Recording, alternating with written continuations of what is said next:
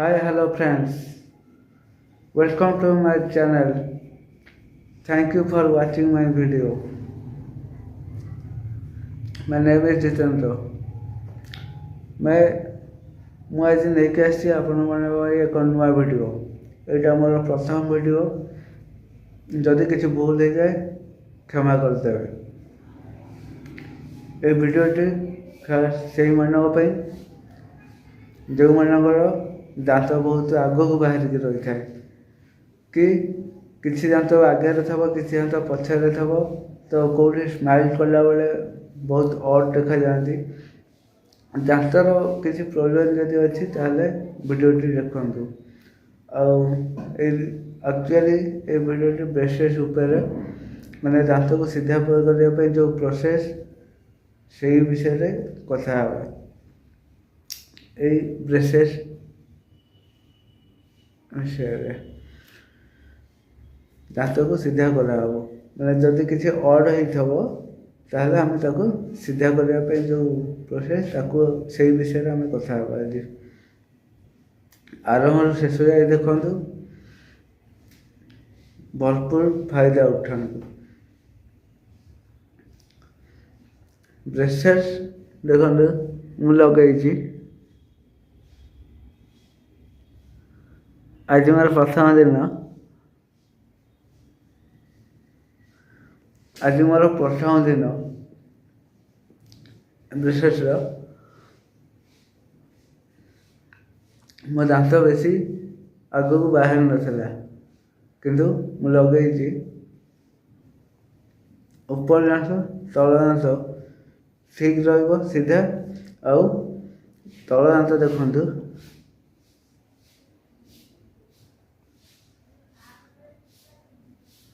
ଦେଖିପାରିଲେ ତଳ ଦାନ୍ତ କେମିତି ଆଗ ପଛ ହେଇକି ଅଛି।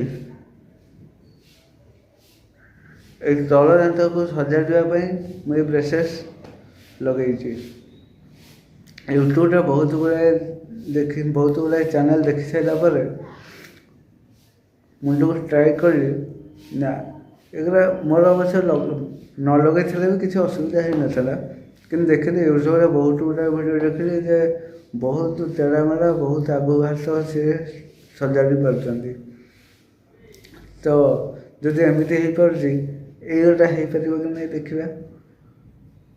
ଡକ୍ଟର ପାଖକୁ ମୁଁ ସେମିତି ଯାଇଥିଲି ଯେ ପଚାରିବା ପାଇଁ। ଏଇଟା ଆକ୍ଚୁଆଲି ମୋର ସେମିତି ଇସ୍ୟୁ ନଥିଲା ଯେ କରିବା ପାଇଁ ଇମ୍ପୋର୍ଟାଣ୍ଟ ରିଲେଟେଡ୍, କିନ୍ତୁ ଡକ୍ଟରଙ୍କ ପାଖକୁ ଗଲି ପଚାରିଲି। ଡକ୍ଟର କହିଲେ ହଁ ଏମିତି ତ ହେଇପାରୁଛି, କିଛି ଅସୁବିଧା ହେବନି। ମୁଁ କହିଲି ଆଉ ଆଗକୁ କିଛି ଅସୁବିଧା ଅଛି? ଡକ୍ଟର ସେ ବିଷୟରେ ମୋତେ ବୁଝେଇଲେ। ବହୁତ କଥା ଅଛି, ଭିଡ଼ିଓଟି ବହୁତ ଲମ୍ବା ହେଇଯିବ, ନେକ୍ସଟ ଭିଡ଼ିଓ କଥା ହେବା। କିନ୍ତୁ ବ୍ରେସେସ୍ ଲଗାଇବା ଦ୍ୱାରା ଗୋଟେ ପ୍ରୋବ୍ଲେମ୍ ହେଉଛି ଖାଇଲା ବେଳେ। ବ୍ରେସେସ୍ ଲଗାଇବା ଦ୍ୱାରା ଗୋଟେ ପ୍ରୋବ୍ଲେମ୍ ହେଉଛି, ସବୁଠୁ ବଡ଼ ପ୍ରୋବ୍ଲେମ୍, ସେଟା ହେଲା ଖାଦ୍ୟ ଖାଇଲା ବେଳେ।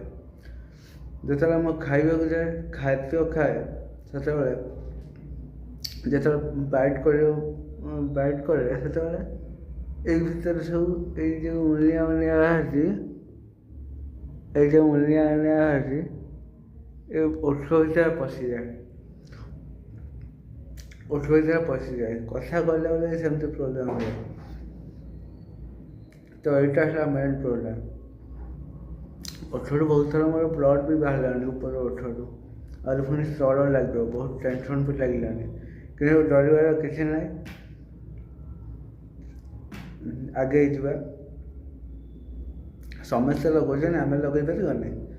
ଲଗାଇବା। ଆଉ ଆପଣ ତ ଦେଖିପାରୁଛନ୍ତି କଥା କହିଲାବେଳେ କେମିତି ପ୍ରୋବ୍ଲେମ୍ ହେଉଛି, ଠିକ୍ସେ କହିପାରୁନି। ଆଉ ଗୋଟେ ମେନ୍ ଜିନିଷ ତମକୁ ଦେଖେଇବି, ଦେଖନ୍ତୁ ସଭା କ'ଣ ଏଇଟା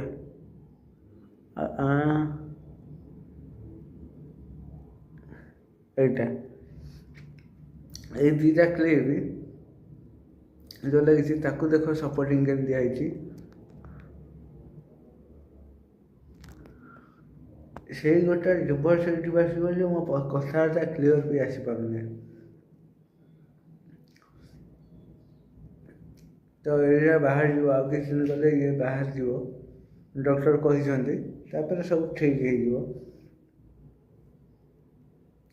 नेक्स्ट वीडियो एटा प्रोब्लेम होनी मु आशा करुँगी कि कही होनी चला लगला पर कौन हम तथा चेष्टा करी वीडियो कर छाटियापी आउ बेसेस लगले पेन हम निहाती किसी डर ना जदि किसी दांतर प्रोब्लेम अच्छी तुरंत जा ट्रिटमेंट कर दिंटू ठीक हो। ଆଉ ଦାନ୍ତ ମୋର ଦେଖନ୍ତୁ ଦାନ୍ତ ମଧ୍ୟ ଧଳା ଧଳା ସବୁ ଥବ ଦାନ୍ତ ଟିକେ ହୋଲ୍ଡ ହେଇଯାଇଥିଲା ତାକୁ ଡକ୍ଟର ପୁରା ସଫା କରିକି ତାକୁ ପେଷ୍ଟ ବଟା ଦେଇଛନ୍ତି ପୁରା ହାର୍ଡ଼ ହେଇଯାଇଛି ସେ ମଜବୁତ ହେଇଯାଇଛି ଡକ୍ଟର ଭଲ କାମ କରୁଛନ୍ତି।